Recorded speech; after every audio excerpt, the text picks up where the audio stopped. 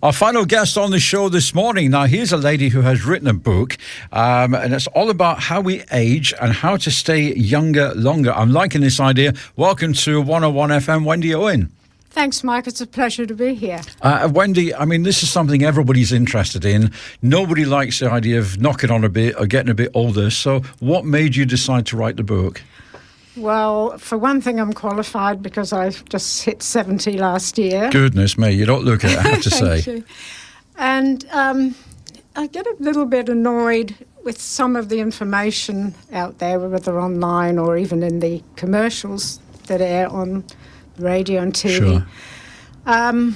Very outdated. Some of the myths on nutrition, for instance, eat margarine. That's probably one of the worst ones. Yeah, gosh, how that's changed, eh? Absolutely. And even people who are keen enough on their health to go on to the internet and try and find information, they're presented with a real mishmatch.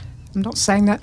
Mishmash. I knew what you meant. I'm sure our listeners did as well. Confusing information, sometimes, directly opposing information. So I found that when I was researching it, because I still had to do a bit of research, I thought, oh my God, people are reading this and probably swallowing it.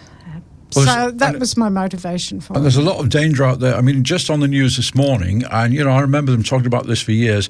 They're saying, if you reach 60, you should have an aspirin every morning, and that's going to help. That's going to stop you getting heart disease and whatever. And this morning on the news, it's saying, maybe you shouldn't do that after all, because aspirin causes bleeding, that can be more detrimental than prevention. So if you've not had a heart attack, don't be taking an aspirin every morning. But we've been told for years to do the opposite. That's right. And for people that are on blood thinners, for example, I think warfarin is one of them, if they take an aspirin, that really leaves them exposed to danger, because if they have a small cut, they could easily bleed out. Yeah. So it thins the blood. Yeah, it does thin the blood, but there are more natural ways. So when you were doing your research, Wendy, how did you know what was genuine? You're obviously using the internet, so you're in the same boat as everybody else. Yeah. How could you tell the genuine stuff from, hang on a minute, this is ridiculous? Sometimes with just the sheer number of sites that broadcast the same information, it can't be total lies. Otherwise, it just would go off. It wouldn't. And sometimes certain medical sites, although they tend to, like MD, if anything's got MD after their name, they tend to be more on the medical, emphasise the medications more than natural cures, of course. So, yes, just discretion, really, and experience over the years. And the trouble with, I've seen a lot of these sites, and anybody could put MD after the name. You don't know what their qualifications are. You don't. What may be a qualification in America, for example, might not stand up here in Australia. Exactly right, yes. Totally different over there. So, people thinking about, now Wendy's got our interest, aging reverse, how we age, how to stay younger longer. What are some of the tips that they'll find inside this book? Okay, there's tips for preventing certain aging diseases like diabetes and arthritis, chronic pain, and what to eat and what not to eat. Because nutrition is very, very important. Yes.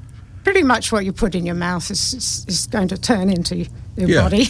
And the trouble is, and I know my mum, bless her, I mean, she's in a care facility back in the UK, but when she turned 70, her appetite just disappeared. She just stopped, so she wasn't eating at all.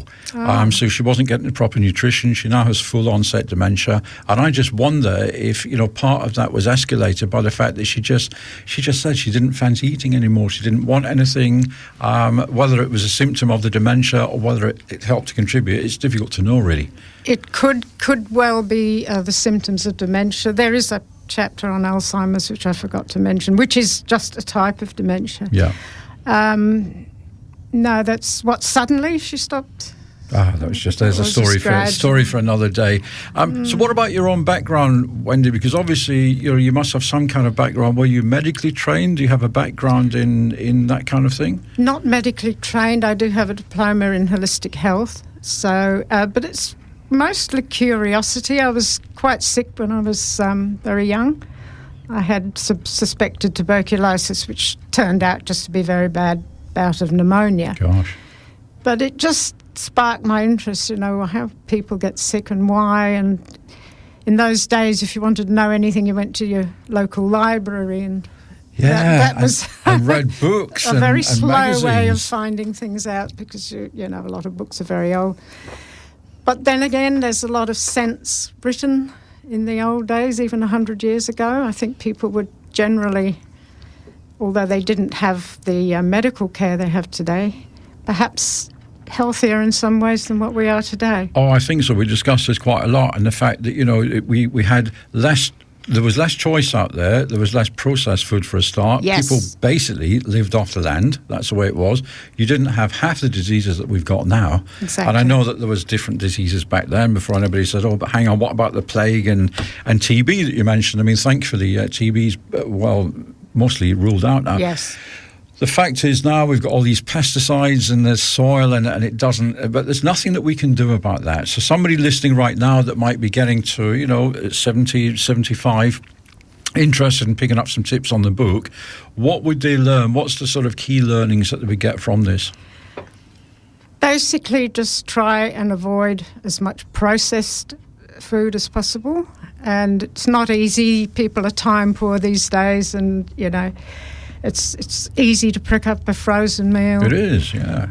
Canned things, canned goods. I mean, there's good frozen food and there's good canned food. But things from the bakery, for instance, things with sugar in particular, sugar can cause all sorts of reactions in the body, not just weight. It goes past weight, and it's actually quite detrimental. But sugar is in all sorts of food. You don't even know it. It's just included in all sorts of processed food. And that's the thing. And I'm a great label reader. My wife says, oh, have a look on the label for, okay. And you go, wow, there's how many grams of sugar? And that, seriously, you would never know. Even a common tin of baked beans on toast, as a Glaswegian, a staple diet, and you think, wow, that's 12 grams per 100 or whatever, and even more in some of them. It's ridiculous. That's right. Even your savoury foods, you're not expecting sugar in those, but there's baked beans is one. Just tomato sauce, barbecue sauce. Any kind of sauce. It's just crazy, yeah. And it's interesting reading some of the stuff online. I mean, 10 years ago, it was fat is bad. All fat is bad. Avoid fats as best you can. Now we've learned, hang on, you do need certain kind of fats, and sugar's bad.